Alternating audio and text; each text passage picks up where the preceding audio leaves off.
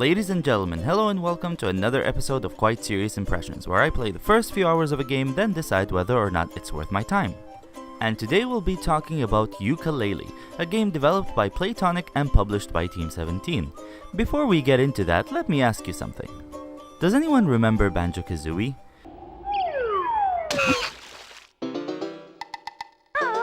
It was a delightful N64 game that was developed by Rare. What a brilliant game, probably one of the few games I actually enjoyed on the N64. The gameplay was fun, the colors were pleasant, the controls were tight, and the music was awesome. 2 years later, Rare released Banjo-Tooie. Although I wouldn't consider it better than Banjo-Kazooie, I still thought it was a great sequel to a great game. Then one day, 6 years after the release of Banjo-Tooie, Rare teased us with a new Banjo-Kazooie game, and everyone lost their minds. Sadly though, we did not get the Banjo 3 we were promised at the end of Banjo-Tooie. Instead, we got this monstrosity. But all hope was not lost, because in 2015, a few ex-Rare employees started a Kickstarter campaign for Yooka-Laylee, a spiritual successor to Banjo-Tooie, the Banjo 3 we deserved. And the campaign did exceptionally well, getting about £1.9 million more than it needed. So now that I got the chance to play it, do I think it delivered? Or is it banking too much on the nostalgia factor? Does it emulate the feeling of the classics in a good way, or does it borrow from them to a fault? To answer these questions and more, allow me to summarize my first impressions. You play as the titular characters Yooka and Laylee, which were named after the instrument Yooka-Laylee, a member of the lute family of instruments. This was done to honor Banjo-Kazooie, which also named its protagonists after annoying musical instruments. While they were lounging around, Laylee mentions a book that she discovered when redecorating their home. Shortly after Yooka explains the value of this book, it gets swept away by Capital B, the CEO of Ivory Towers and the antagonist of this game. Of course, Capital B wasn't specifically looking for this book. He actually wanted to steal every book ever written so he could monopolize the book industry. Interesting motivation, especially when compared to Gruntilda's, the witch who kidnapped Banjo's sister so she could steal her youth. While the book flies away, its pages start to fall out and scatter. Thus begins our hero's quest to retrieve the book and its pages so they can flog it. Okay, it's not very heroic, but at least it's a bit more interesting than saving your sister. I mean, who'd want to do that?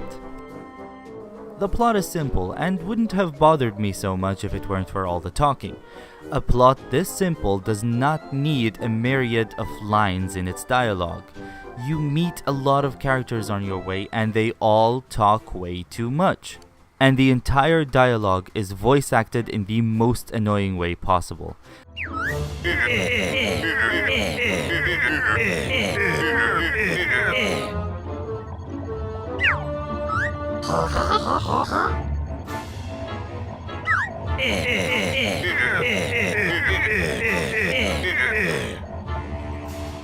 I know it was the same in Banjo-Kazooie, but back then they had a reason.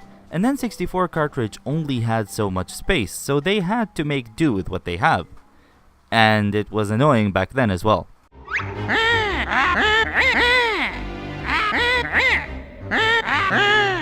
Thankfully though, you can skip most of the dialogue with the press of a button, and you can also choose this option to shorten the voice-acted speech.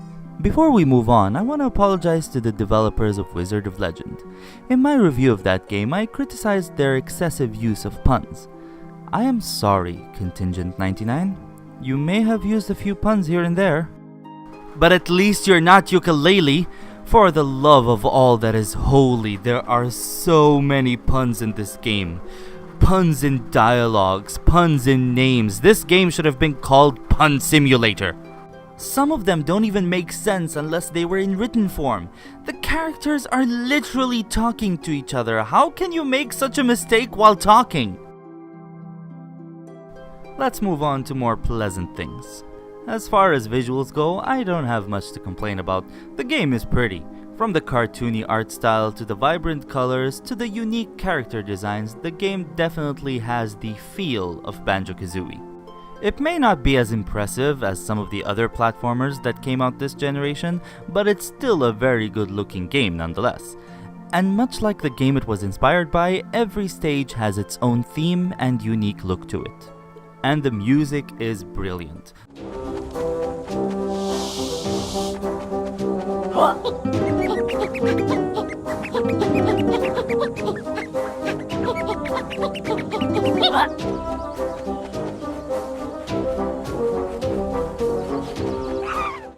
No surprise there, seeing how it was composed by the legendary Grant Kirkhope, the composer behind many games including Banjo-Kazooie, Banjo-Tooie, and Grabbed by the Ghoulies.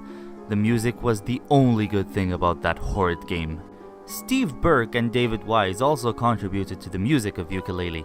You may know Steve Burke as the composer behind Cameo, Elements of Power, and David Wise is the legendary composer behind many rare games such as Battletoads, Wizards and Warriors, and the Donkey Kong Country series. And just like in Banjo-Kazooie, the music dynamically changes depending on where you are in a stage.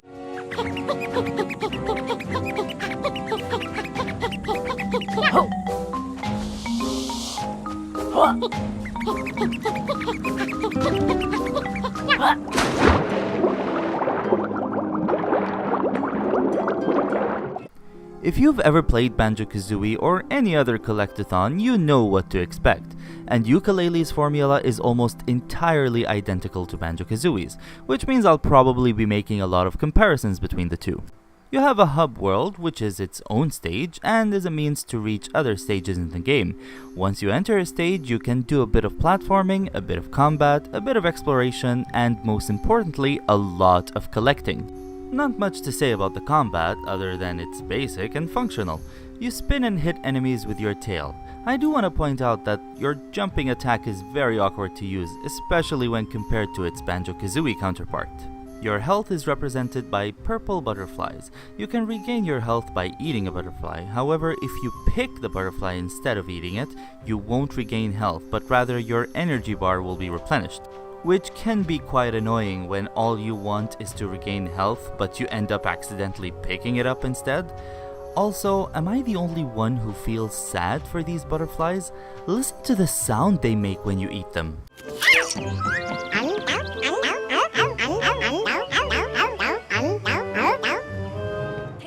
Apparently they like being eaten.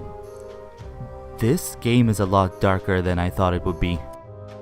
Platforming is done pretty well and is enjoyable, for the most part. The controls work great, and most of your basic moves, along with many of your purchased ones, are very intuitive. Granted, I'm speaking from the position of a 3D platforming veteran, so perhaps I should check my privilege. Of course, no matter how good the platforming is, it could easily be ruined by a crap camera. Thankfully, the camera in this game is not crap. It's not great either, but aside from a few times where it got in the way, it's pretty responsive. You can choose either manual mode, where the camera stays exactly where you last left it, or classic mode, where the camera subtly drifts back to show the path ahead. They even brought back the ability to hold a button to keep the camera at your back at all times. Yeah, it's not that great. I do need to mention this annoying glitch I encountered where the camera got stuck on the ground and I couldn't lift it over the character no matter how hard I tried, making it extremely difficult to see the ground I was walking on. Not only did this last for a good 5 minutes before it resolved itself, but it happened twice on the first stage. Glitches happen, but when they happen twice in the first hour of gameplay with a game that has been out for almost a year, then that's a problem. And that wasn't even the only glitch I came across. There was this one, which was harmless and kind of funny. Then there was this one, which was downright infuriating. You're supposed to jump on this platform as a snowplow in order to reach a pile of snow on top. The first time I tried went perfectly well, but the second time, I spent so much time jumping like a maniac, screaming with rage, but to no avail. I began to think maybe the first time when I was able to jump on the platform was the glitch. Speaking of which, transformations make a comeback. This time, however, instead of needing a specific number of tokens like the Mumbo tokens in Banjo-Kazooie, you only need one molecule per world to get that world's transformation. Another main difference between the transformations here and in Banjo-Kazooie is that you can turn back to your normal self by holding down the crouch button. The game doesn't tell you that though. This game sure likes to withhold information from you. More on that later. During my time with the game, I transformed into a plant, which controls horribly but is thankfully only needed for one specific challenge, a snowplow, which helps you move around a lot faster but is awful for platforming, and a group of piranhas, which makes swimming a lot easier. Other collectibles include pages, which are this game's main collectible, quills, which can be used to buy moves, play coins, which you can give to Rextro to play his arcade games, health extenders and power extenders, which increase your max health and energy bars. And there's also pirate treasure. Not sure what it's used for though. It doesn't appear on the progress menu, and equipping the Hunter tonic doesn't help you find it. Which brings me to Play Tonics. Play Tonics can be equipped to alter the gameplay slightly. For example, Wellard increases your health by 1 butterfly, while Hunter helps you locate collectibles and rare items. You unlock these tonics by completing specific milestones, which can be viewed at Vendy, the vending machine. I love this mechanic. The milestones might not be that fun to complete, but the reward is usually worth the effort. I especially like that you can only equip one tonic at a time, which means you'll need to experiment and think which tonics are better for which worlds or situations.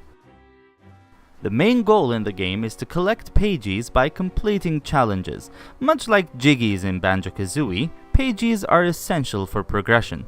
You use them to either open new worlds or expand a world you've previously opened. The worlds in this game are ridiculously big, and they become even bigger when you expand them. Each world has 25 pages, so it makes sense that the world should be big enough to accommodate all those challenges. That might sound good on paper. In execution, however, it only works if these challenges are actually fun. And here is where most of the game's problems become clear. And we'll be looking at these problems while I explain each type of challenge. First, let's look at the challenges that rely on utilizing moves you've purchased. Some of these moves will seem familiar, such as Buddy Slam, Reptile Roll, and Lizard Leap, whilst others are brand new, such as Lizard Lash, Sonar Shot, and Sonar Splosion.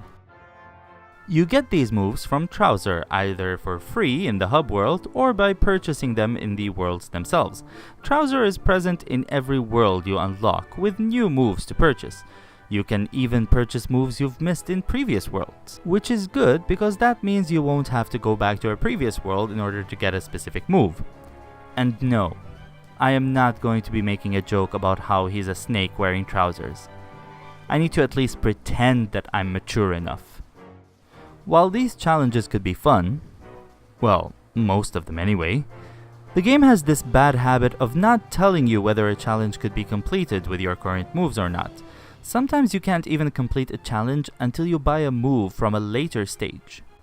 And that would be fine if the game actually tells me so, instead of watching me waste my time trying to figure out how to complete a challenge I'm not even supposed to take on yet. Take this part for example. I know this block can be broken, because I can see the Ghost Rider inside it. But because the game wouldn't tell me, I didn't know that I needed Sonar Splosion to break it, which is a move that I can only purchase in the next world. Letting the player experiment and figure things out on their own is good, but I feel like Playtonic went too far. See, you can reach this part using the Snowplow transformation, but it's a bit tricky. I spent some time trying it only to find out that it doesn't work. Then I remembered the bomb berries nearby. Again, it's tricky, but you can reach this block before the bomb berry power-up runs out. And wouldn't you know it, that didn't work either. Which is frustrating not only because I wasted so much time trying to do it, but because the game robbed me of the satisfaction of pulling it off. This could have been a fun challenge. But the developers instead decided to make an arbitrary move from a later stage necessary to get this Ghost Rider. Banjo-Kazooie already had a fix for that, placing move-related pads or indicators where the corresponding move is needed, and having them be transparent if they can't be used yet. Next, we've got the aforementioned Rextro arcade games. They're not necessarily bad, but they are kinda boring. I've played only 3 of them, and all 3 were simple, easy, and uninteresting. I noticed that you can replay them in the main menu, but honestly, why would you?